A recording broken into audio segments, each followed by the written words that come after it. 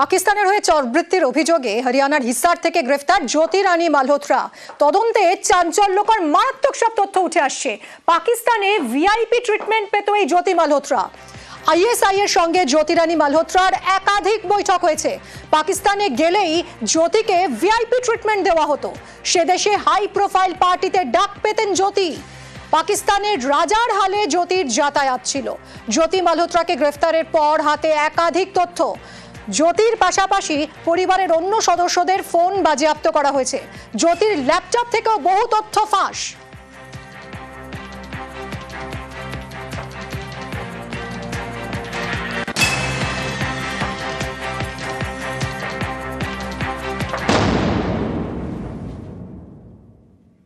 ভারতের শত্রু পাকিস্তান, আর সেই পাকিস্তানের চর কিনা ভারতে। ঘর শত্রু বিভীষণ। শুধু জ্যোতি মালহোত্রাই নয়, গ্রেফতার আরো 5 জন। জ্যোতির ঘনিষ্ঠ বন্ধু আরমানও গ্রেফতার, এবং এই আরমানের বিরুদ্ধে অপারেশন সিঁদুরের তথ্য ফাঁসের অভিযোগ। পাকিস্তানের গুপ্তচর এই অভিযোগে শনিবার গ্রেপ্তার 6 জন। 6 জনই ভারতের বাসিন্দা। গ্রেপ্তার জ্যোতি মালহোত্রা, আরমান, দেবেন্দ্র সিং ঢিলো, নওমান ইলাহি, গজালা, ইয়ামিন মোহাম্মদ।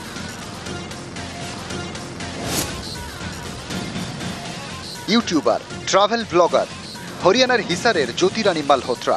পাকিস্তানকে ভারতের তথ্য দেওয়ার অভিযোগে শনিবার তাকে গ্রেপ্তার করে পুলিশ। তার সঙ্গে গ্রেপ্তার আরও 5 জন।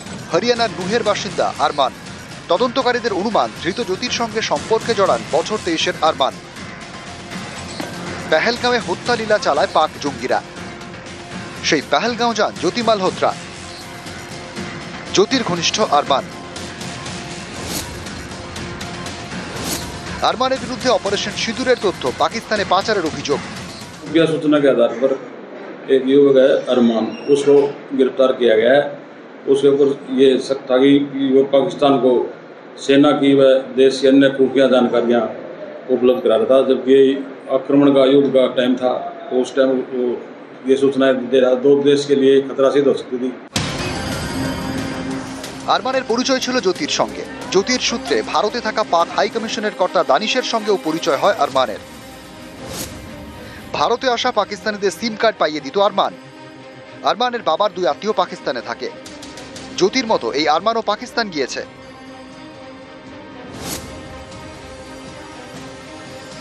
হরিয়ানার কাইথালের বাসিন্দা দেবেন্দ্র সিং ঢিলো। হরিয়ানার কাইথালের বাসিন্দা দেবেন্দ্র সিং ঢিলো কলেজ ছাত্র। পাকিস্তানের হাতে ভারতের গোপন তথ্য তুলে দেওয়ার অভিযোগে গ্রেপ্তার। তার পুরনো রেকর্ড খতিয়ে দেখছে পুলিশ।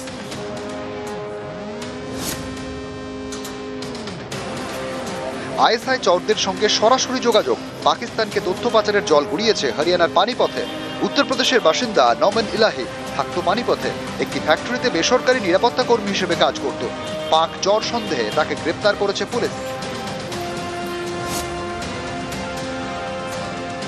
পাঞ্জাবের মালের কোটলা, এখান থেকেও পাক গুপ্তচর অভিযোগে গ্রেপ্তার 2 জন। একজন মহিলা গজালা, আর একজন পুরুষ ইয়ামিন মোহাম্মদ। নিউজ 18 বাংলা। ঢাকায় গ্রেফতার অভিনেতা নুসরাত ফারিয়া। ঢাকা বিমানবন্দর থেকে গ্রেফতার বাংলাদেশি অভিনেতা। বাংলাদেশ থেকে থাইল্যান্ড যাচ্ছিলেন, সেই সময় তাকে বিমানবন্দর থেকে গ্রেফতার করা হয়েছে। কথা বলবো মানুষের সঙ্গে। মানুষ, কি অভিযোগ নুসরাত ফারিয়ার বিরুদ্ধে, কেন গ্রেফতার হলেন? হ্যাঁ দেখো মিমি, তুমি যেমনটা বললে যে আমরা জানি যে গতকাল নুসরাত ফারিয়াকে ঢাকার হযরত শাহজালাল আন্তর্জাতিক বিমানবন্দর থেকে গ্রেফতার করা হয়েছে, এবং সেখান থেকে কিন্তু তাকে পুলিশ কাস্টাডিতে নিয়ে যাওয়া হয়। এবং আজ সকালে কিন্তু নুসরাত ফারিয়াকে আদালতে পেশ করা হয়, এবং সেখানে আইনজীবীরা কিন্তু তার সরকার পক্ষের আইনজীবীরা কিন্তু তার পুলিশ কাস্টাডি চেয়েছেন এবং বলেছেন যে তাকে জেলের হেফাজতে রেখে জিজ্ঞাসাবাদ করার জন্য। তুমি যেটা বললে, খুব সংক্ষেপে বলবো যে গত বছর যখন বর্ণ বৈষম্য ছাত্র আন্দোলন চলছিল, তখন নুসরাত ফারিয়ার বিরুদ্ধে ভাটার থানায় একটা মামলা দায়ের করা হয়। তার বিরুদ্ধে একটা হত্যা চেষ্টার একটা গ্রেপ্তারি পরোয়ানা জারি ছিল, এবং সেই অভিযোগেই কিন্তু গতকাল তাকে গ্রেপ্তার করা হয়েছে। তিনি থাইল্যান্ড যাচ্ছিলেন, ঢাকা বিমানবন্দর থেকে তাকে গ্রেপ্তার করে পুলিশ ভাটার থানায় নিয়ে আসে, এবং আজকে সকালে তাকে আদালতে পেশ করা হয়, এবং তার জেল হেফাজতের দাবি করেছে সরকার পক্ষের আইনজীবীরা। ধন্যবাদ মানুষ। বাংলাদেশের শিল্পীদের ধরপাকড়, গ্রেফতার আওয়ামী লীগের প্রাক্তন সাংসদ মুমতাজ বেগম। বাংলাদেশের জনপ্রিয় সঙ্গীত শিল্পী মুমতাজ বেগম খুন সহ একাধিক মামলায় গ্রেফতার শিল্পী। 12ই মে মমতাজ বেগমকে গ্রেফতার করে ঢাকা পুলিশ।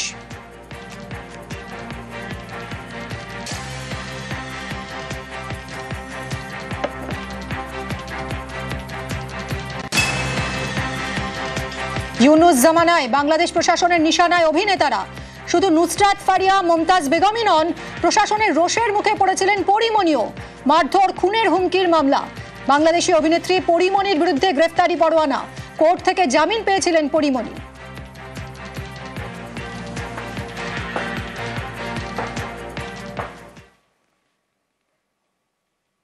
24 পরগনায় সরকারি খাল নিয়ে অভিযোগ।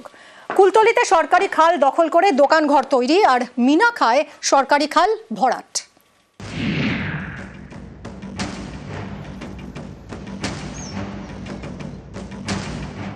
এই দেখুন, খালের বুকে তৈরি করা হচ্ছে একের পর এক দোকান ঘর। দক্ষিণ 24 পরগনার কুলতলির মইপিট। এখানকার বৈকুণ্ঠপুরে শনিবারের বাজার এলাকায় রয়েছে সেচ দপ্তরের খাল। সেই খালের বুকে একের পর এক দোকান আর ঘর। স্থানীয়দের বিরুদ্ধেই অভিযোগ এলাকাবাসী। মইপিট শনিবারে বাজারের উপরে একেবারে সরকারি খাল, সেখানে ঘর উঠেই যাচ্ছে। এ তো খাল দুদিন পরে এই যে ঘর উঠে যাওয়ার ফলে সেখানে তো খাল আস্তে আস্তে জল নিকাশি বন্ধ হয়ে যাবে। অভিযোগ কোথায় করব, কার কাছে করব, কোথায় যাব? অভিযোগ করলেও কিছু হবে না। এটা খালের উপর নয়, খাল ছেড়ে এটা রায়ত সম্পত্তি এবং কেনা সম্পত্তির উপরে ঘর হচ্ছে। বাসস্থান নয়, থাকার জন্য দোকান ঘর করছি। পারমিশন করিনি। এটা ভিডিওতে আমি এডি অফিসে দিয়েছি, ওটা করে দিবে। যেটা বাস্তু ইরিগেশন অফিসে আমার এখানে এজেন্টকে দেওয়া আছে। আমাদের এখানে তো লোকাল থানা সমস্ত কিছু দেখভাল করে, ঠিক আছে। না পারমিশন না, ঘর করছি স্যার এরকম বললাম, ঠিক আছে করো। যেহেতু প্রশাসনের তরফ থেকে মানুষকে সচেতন করার পরেও এই সমস্ত ঘটনা আমাদের সামনে আসছে, অতি অবশ্যই এখনই আমরা তদন্ত করে প্রশাসনের দ্বারা এখনই আমরা অ্যাকশন নেব।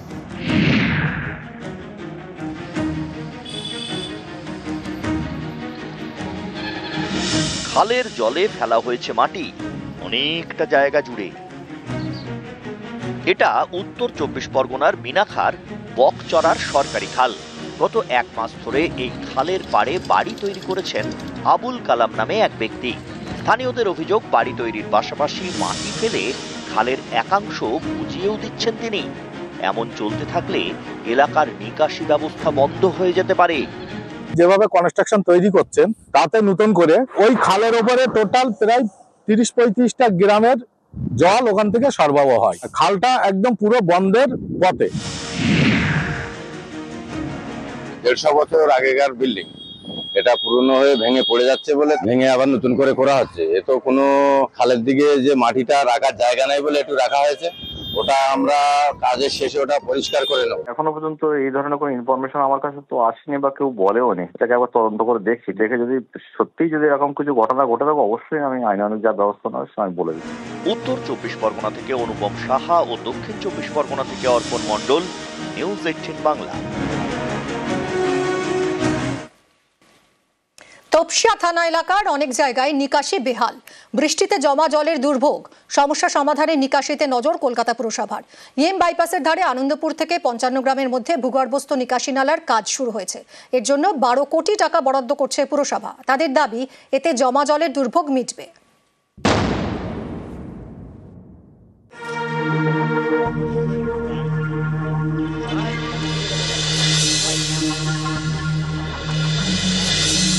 ইএম বাইপাসের পাশে তপসিয়া থানা এলাকা।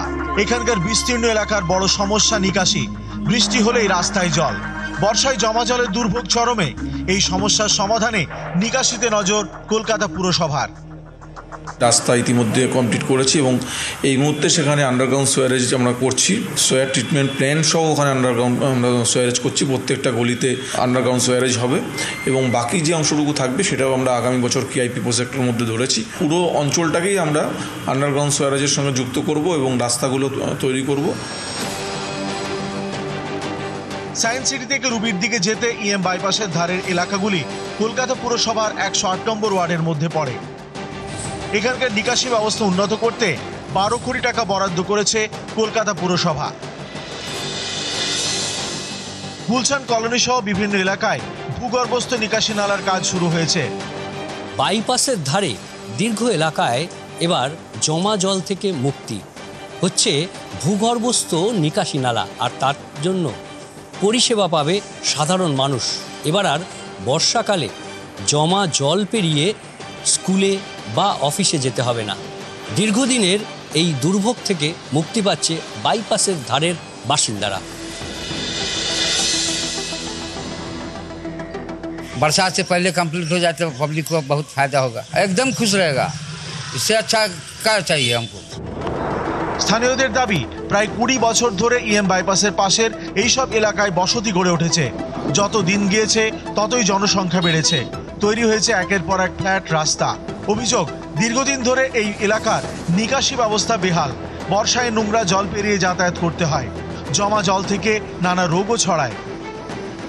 2006 থেকে আমি এখানে আছি, তখন তো অনেক অবস্থা ছিল, প্রচুর অবস্থা। আমার পাওয়াই ভাঙা আছে, হাইটে হাইটে মানে ইটা ফিটা রেখে রেখে বালি জল জমে যাতায়াত পারা যায় না, জল ছিটে লাগে, পুরো ব্লক হয়ে যেত, অনেক অসুবিধা। স্কুল ফুল যেতে গেলে অনেক অসুবিধা বাচ্চাদের নিয়ে যাওয়া, না না না মেনলি ওইগুলো অসুবিধা। ড্রেনের জলগুলো, বাথরুমের জলগুলো উপরে উঠতো, নোংরা গন্ধ বার হতো। কলকাতা পুরসভার দাবি, ভূগর্ভস্থ নিকাশির কাজ শেষ হলে এই জমা জলের দুর্ভোগ মিটবে। আনন্দপুর থেকে 55 গ্রাম পর্যন্ত এলাকায় কলকাতা এনভায়রনমেন্ট ইমপ্রুভমেন্ট ইনভেস্টমেন্ট প্রজেক্টের কাজও হবে। চৌবাগা খালের উপর তৈরি হবে সুয়ারেজ ট্রিটমেন্ট প্ল্যান্ট। ভূগর্ভস্থ নিকাশি নালা তৈরি হবে কলকাতা পুরসভার তহবিলে। এরপর আরও বড় আকারের কাজ হবে KEIIP প্রজেক্টে। সেখানে আনন্দপুর থেকে মার্টিনপাড়া, গুলশান কলোনি সহ বিভিন্ন এলাকায় বাইপাসের পূর্ব ধারে নিকাশি সমস্যার সমাধান করবে কলকাতা পুরসভা। ক্যামেরায় অর্চন রায় গোস্বামীর সঙ্গে বিশ্বজিৎ সাহা, নিউজ 18 বাংলা।